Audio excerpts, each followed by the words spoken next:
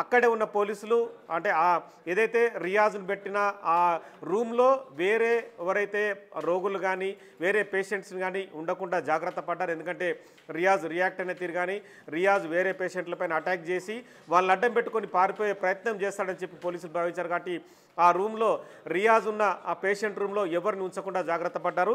కానీ కానిస్టేబుల్ దగ్గర ఉన్న వెపన్ తీసుకొని మళ్ళీ అటాక్ చేయడానికి మళ్ళీ పారిపోవడానికి ప్రయత్నం చేయడంతో అక్కడ పక్కనే ఉన్న మిగతా భద్రతగా ఉన్న కానిస్టేబుల్స్ వెపన్స్ ఓపెన్ చేసి రియాజ్ను కాల్చాల్సిన పరిస్థితి రియాజే కల్పించుకున్నాడని చెప్పి ప్రస్తుతం అయితే నిజామాబాద్ సిపి సాయి చైతన్య నుంచి కొంత ఇన్పుట్స్ అయితే వస్తున్నాయి. ప్రస్తుతం పోలీసులంతా కూడా సాయి చైతన్య కూడా జీజీహెచ్ హాస్పిటల్ ఘటనల స్థలానికి చేరుకున్నాడు. ప్రస్తుతం పరిస్థితిని గమనిస్తున్నాడు. ఎందుకంటే అంటే ఇక్కడి నుంచి కూడా పక్క రాష్ట్రానికి కూడా పారిపోవడానికి రియాజు ప్రయత్నించాడు.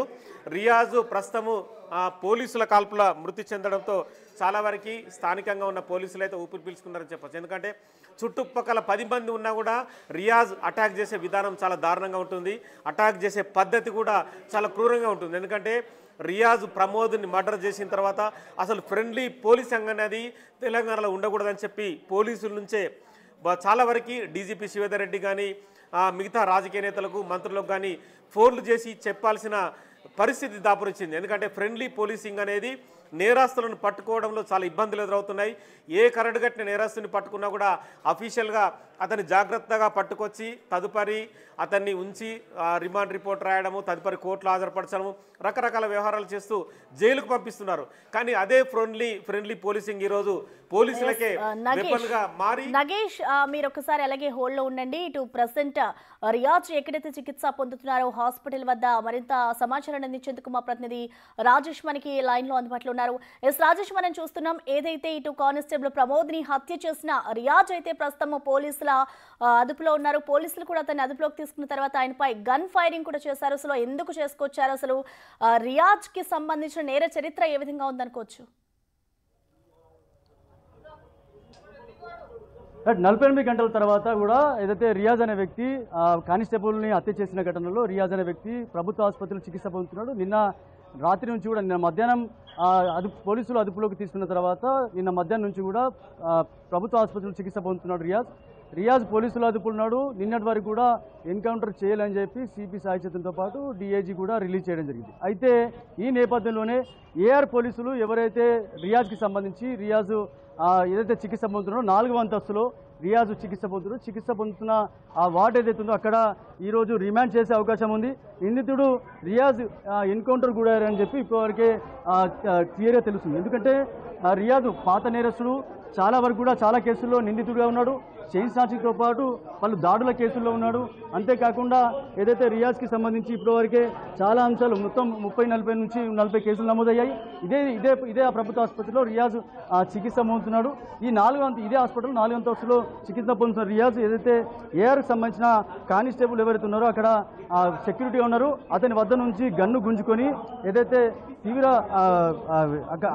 గన్ను గుంజుకొని తీవ్ర ఇబ్బందులు ఎదుర్కొన్న నేపథ్యంలో ఎన్కౌంటర్ చేసినట్టుగా పోలీసులు అయితే వివరాలు బయట తీస్తున్నారని చెప్పుకోవచ్చు. పోలీస్ కానిస్టేబుల్కి కూడా తీవ్ర గాయాలైనట్లు తెలుస్తుంది.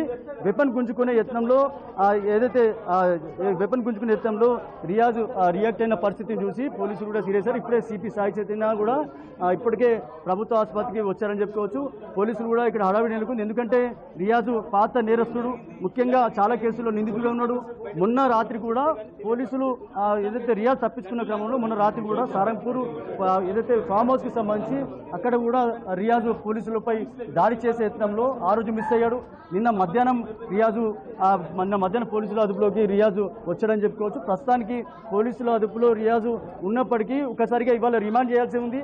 ఎందుకంటే నిన్నటి వరకు కూడా చేతికి అలాగే ఛాతికి ముఖానికి గాయాలయ్యాయి కాబట్టి రియాజ్కి ట్రీట్మెంట్ అందింది ఇప్పటి వరకు. అయితే ఈరోజు రిమాండ్ చేయాల్సి ఉంది. ఈరోజు కోర్టు సెలవు ఉన్నప్పుడు కూడా ఏదైతే స్పెషల్ కేసు కాబట్టి జడ్జి ఇంట్లో రిమాండ్ చేయాల్సి ఉంది. కానీ ఒక్కసారిగా ఈ ఘటన నిజామాబాద్లో కలకలం రేపింది.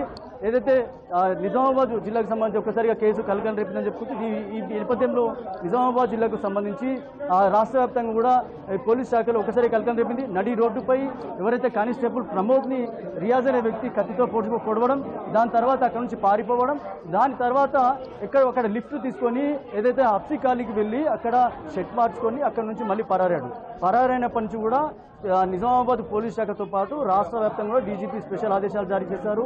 మొత్తం అన్ని పికెటింగ్లు ఏర్పాటు చేశారు. చివరికి రియాజ్ పోలీసుల అదుపులో దొరకడం జరిగింది. కానీ తర్వాత ఇక్కడ ట్రీట్మెంట్ చేస్తున్న నేపథ్యంలో మరోసారి పోలీసులపై దాడి చేయడం, ఏదైతే వెపన్ గుంజుకొని వాళ్ళపైనే మరోసారి దాడి చేయడం, లేకపోతే కాల్చడానికి ప్రయత్నించిన నేపథ్యంలో రియాజు ప్రస్తుతం ఎన్కౌంటర్ కాబట్టాడని చెప్పి పోలీసు వర్గాల నుంచి క్లియర్ అందుతున్నాయి. ప్రస్తుతం పెద్ద ఎత్తున అడవి నెలకొంది. మొత్తం పోలీసు బందోబస్తు పెద్ద ఎత్తున చేరింది. రియాజ్కి సంబంధించిన కుటుంబ సభ్యులు కావచ్చు, ఇప్పటి వరకు రియాజ్ సంబంధించిన వ్యక్తులు వీడియోలు రిలీజ్ చేయడం, రియాజ్ని కాపాడే ప్రయత్నం చేయడం, అంతేకాకుండా రియాజ్ కొంతమంది న్యాయవాదులతో సలహాలు తీసుకోవడం అంటూ అలాంటివి కూడా కొన్ని వినపడ్డాయి. ఈ నేపథ్యంలోనే ఒక వీడియో రిలీజ్ అయింది కదా, నిన్న ఏదైతే వీడియో రిలీజ్ అయింది, రియాజ్ని అదుపులో తీసుకున్నట్టు వీడియో రిలీజ్ అయింది. ఆ వీడియో పరంగానే రియాజ్ ఆ రోజే ఎన్కౌంటర్ అయినట్టుగా పెద్ద ఎత్తున ప్రశ్న జరిగింది. కానీ ఆ రోజు ఎన్కౌంటర్ జరగలేదు. ఈ రోజు పోలీసుల గన్ తీసుకొని ఏదైతే పోలీసులపై దాడి చేస్తున్న నేపథ్యంలో దాడి చేసేందుకు యత్నిస్తుండగా చివరికి రియాజ్ని ఎన్కౌంటర్ చేసినట్టుగా పోలీసు వర్గాల నుంచి వస్తున్న సమాచారం. ప్రస్తుతానికైతే ప్రభుత్వ ఆసుపత్రి వద్ద పెద్ద ఎత్తున హైటెన్షన్ వాతావరణం చోటు చేసుకుంది. మొత్తం ప్రజలంతా కూడా ఇక్కడ పెద్ద ఎత్తున చేరుకుంటున్న పరిస్థితి. రియాజ్ సంబంధించిన కుటుంబ సభ్యులు కావచ్చు, ఇప్పటి వరకు రియాజ్కి సంబంధించిన సన్నిహితులు కావచ్చు, దానికి సంబంధించిన నేరస్తుడు, పాత నేరస్తుడు కాబట్టి చాలా కేసుల్లో నిందితుడు, గొడవ కేసులు కావచ్చు, చైన్ సాన్సీ కేసులు కావచ్చు, ముఖ్యంగా కాస్ట్లీ బైక్స్ ఏమన్నాయో ఆ బైక్స్ చోరీ చేయడం, దాన్ని పార్ట్స్గా విడదీసి మహారాష్ట్ర కమ్మడం, ఇలాంటి నిందితుడిపై పెద్ద ఎత్తున ఆరోపణలు ఉన్నాయి. అంటే నేరస్తుడిపై చాలా ఆరోపణలు ఉన్నాయి కాబట్టి అతి భారీ బందోబస్తు మధ్య చికిత్స నిర్వహించారు. చివరికి బందోబస్తులో ఉన్న ఏఆర్ సంబంధించిన కానిస్టేబుల్ కావచ్చు, తనపై గన్ను గుంజుకొని కాల్చే ప్రయత్నంలో చివరికి ప్రాణాపాయ స్థితిలో ప్రాణాలను కాపాడుకోవడానికి